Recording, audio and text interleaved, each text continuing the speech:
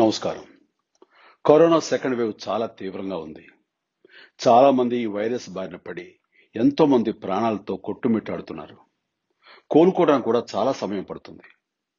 మన ఆత్మీయులో కొందరి వైరస్ వలన కోల్పోతున్నామంటే గుండె తరుక్కుపోతుంది. ఈ తప్పనిసరి పరిస్థితుల్లోనే తెలుగు రాష్ట్రాల్లో మళ్లీ లాక్డౌన్ పెట్టారు. కనీసం ఇప్పుడైనా అలక్ష్యం చేయకుండా మనం కొన్ని జాగ్రత్తలు తప్పనిసరిగా పాటించాలి. ఇంటి నుంచి బయటికి రాకండి. ఒకవేళ లాక్డౌన్ సడలించిన వేళల్లో బయటకు వచ్చినా తప్పనిసరిగా మాస్క్ ధరించండి. వీలైతే డబుల్ మాస్క్ ధరించండి. లాక్డౌన్ లో కూడా వ్యాక్సినేషన్ ప్రక్రియ కొనసాగుతుంది.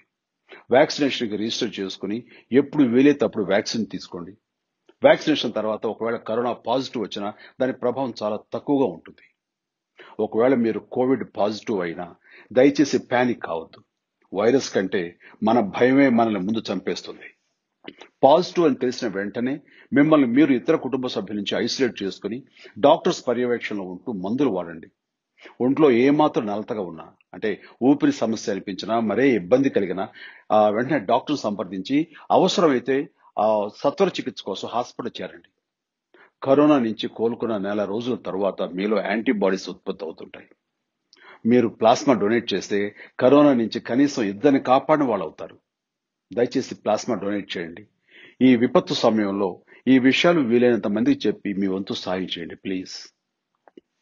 అన్ని జాగ్రత్తలు తీసుకుంటూ ఈ కరోనా నుంచి మనల్ని మనం కాపాడుకుంటూ మన కుటుంబాన్ని, మన ఊరిని, తద్వారా మన దేశాన్ని రక్షించుకుందాం. ప్లీజ్ అన్ని జాగ్రత్తలు తీసుకోండి. మీరు సురక్షితంగా ఉండండి ప్లీజ్. Thank you. జై హింద్.